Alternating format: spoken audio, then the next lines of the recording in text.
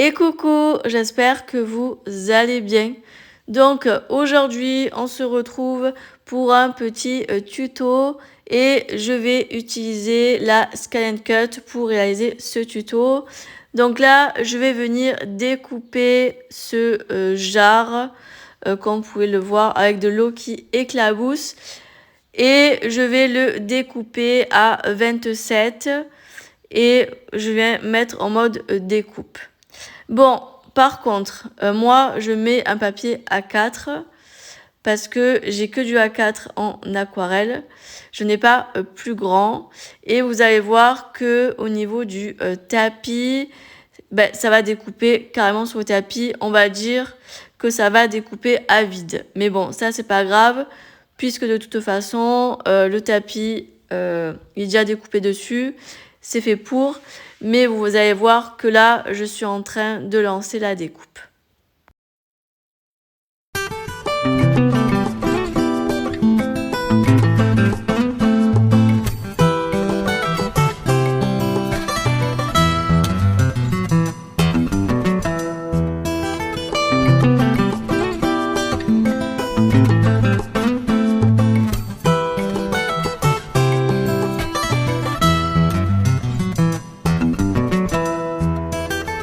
Là, maintenant, je viens découper les éléments qui ne m'intéressent pas.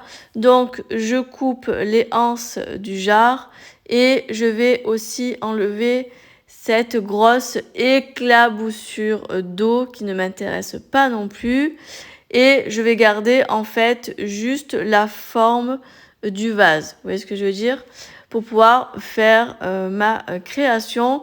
Et j'ai lancé en tout 3 découpes de ceci à la taille 27 mm. Et c'est carrément la bonne taille pour ce que je vais faire après. Et je découpe en 3 fois en tout. Donc maintenant, je prends une Distress gris clair. Donc là, je suis en train de le mettre un peu partout. Et j'ai fait une petite boulette. C'est que quand je suis venue le décharger sur mon brouillon, j'ai empiété sur le jaune. Du coup, vous voyez qu'il y a un peu de jaune et de gris mélangés.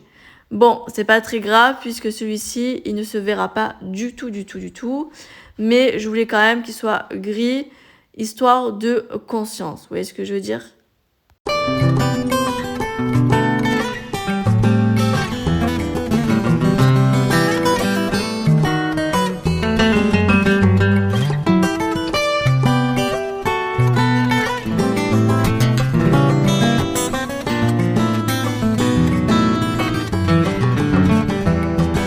Une fois avoir découpé tous mes tamponnages à la Scan Cut, oh là là, le bonheur, franchement, j'adore. Je vais pouvoir passer à la colorisation, mon moment que je préfère.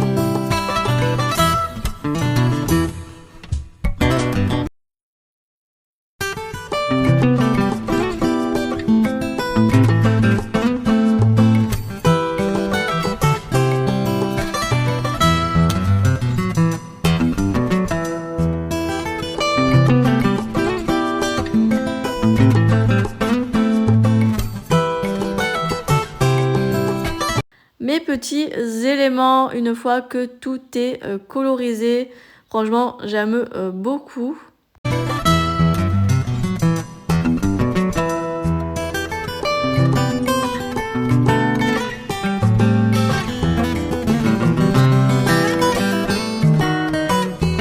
Donc là, il y a les 3 vases que j'ai, là où j'ai mis de la Distress Oxide. Et en fait, je vais utiliser ce cadre où il y a de la profondeur dessus. C'est des cadres qui sont adaptés si vous voulez faire des créations en relief. Et moi, vous savez que tout ce qui est cadre, j'adore ça, je me régale. Et j'avais très envie de faire quelque chose avec. Et en fait, ce cadre-là, je l'ai acheté au magasin Teddy et je l'ai payé que 3 € seulement. Je trouve que c'est pas très cher pour des cadres comme ça. Et d'ailleurs, j'ai plein d'idées de déclinaisons pour ce genre de cadre. Dites-moi en commentaire si vous aimeriez que je vous fasse d'autres déclinaisons avec ce genre de cadre. Moi, en tout cas, vous allez voir à la fin, la création, elle en jette. Et clairement, j'aime beaucoup.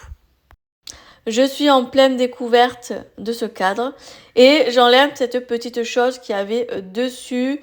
C'est le petit élément de décoration, vous voyez, donc je l'enlève. Et après, je croyais que vous savez, le carré noir s'enlevait. Je pensais que c'était un papier noir. Et en fait, pas du tout. C'est un fond noir qui est en fait collé au fond de bois. Vous voyez ce que je veux dire? Et moi, en fait, je ne le veux pas noir, le fond. Donc, je vais venir coller un papier blanc d'aquarelle, sachant que je laisse une petite bordure. Bon, honnêtement, ça n'a pas changé grand-chose en laissant une petite bordure comme ça. Je pensais que ça ferait un petit, vous savez, comme une espèce de matage. Mais au final, ça ne se voit pas du tout. Donc, bon, c'est pas très grave. Mais en tout cas, je voulais avoir un fond blanc pour cette créa. Donc là, je prends mes 3 vases et je vais venir prendre ma mousse 3D et je vais en mettre beaucoup parce qu'en fait, je vais empiler les 3 les uns sur les autres pour faire un effet de relief. Et comme ça, vous allez voir à la fin, je vais rajouter quelque chose dans ce petit vase. Ça va être super sympa. Donc là, je me bats d'abord avec le double face.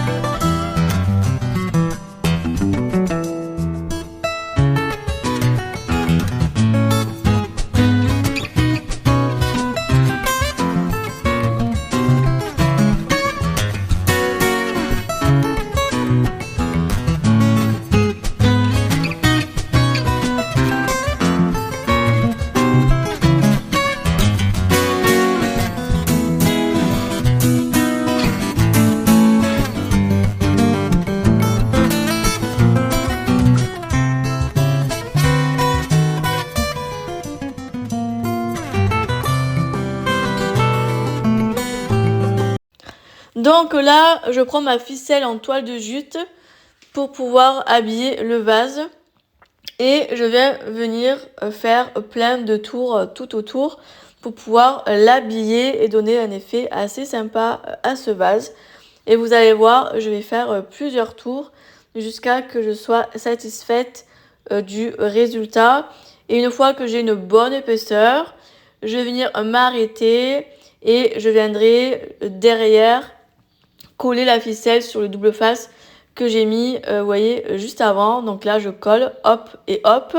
Et ensuite, je vais venir le couper. Et ensuite, une fois que ça, c'est OK, je vais venir le coller sur mon cadre blanc. Et franchement, je trouve qu'en faisant ça, ça donne une belle épaisseur. Et je trouve que ça fait un joli rendu. Ensuite, je prends un fil de fer C'est un fil de fer que j'avais acheté à Action, c'est des petites bobines. Et je viens découper un petit morceau et je colle comme ceci derrière pour que ça tienne. Je mets beaucoup de scotch et puis de toute manière, ça ne se verra pas puisque ça sera collé après. Et ensuite, pour donner un effet assez sympathique, j'ai décidé que sur le fil de fer, j'allais enfiler des petites perles blanches pour donner un petit cachet à cette création. Et je vais faire ça sur les 2 autres fleurs. Et ça va faire 3 tiges perlées de fleurs. Donc ça va faire super joli.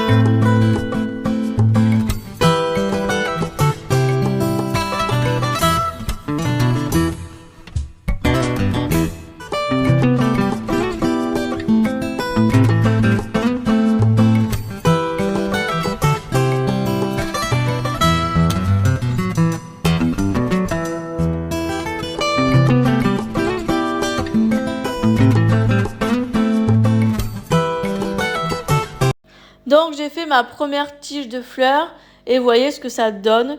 Et là il y a une petite marche comme je vous montre pour pouvoir insérer la fameuse tige de fleurs. Et je vais faire ça pour les 2 autres. Donc voici le résultat de ces 3 fleurs. Franchement j'aime beaucoup le rendu. Et maintenant on passe à la décoration avec tous les éléments que j'ai colorisés et tous les autres éléments que j'envisage de mettre aussi sur cette créa.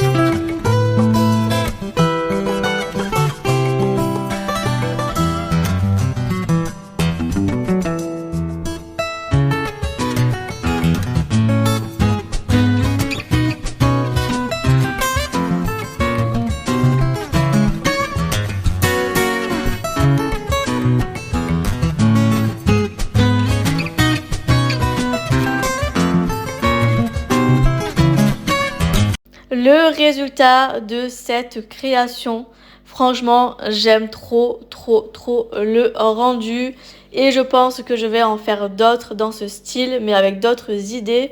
J'espère que ce tuto vous aura plu et puis nous, on se retrouve très bientôt dans de prochaines vidéos. Bye bye!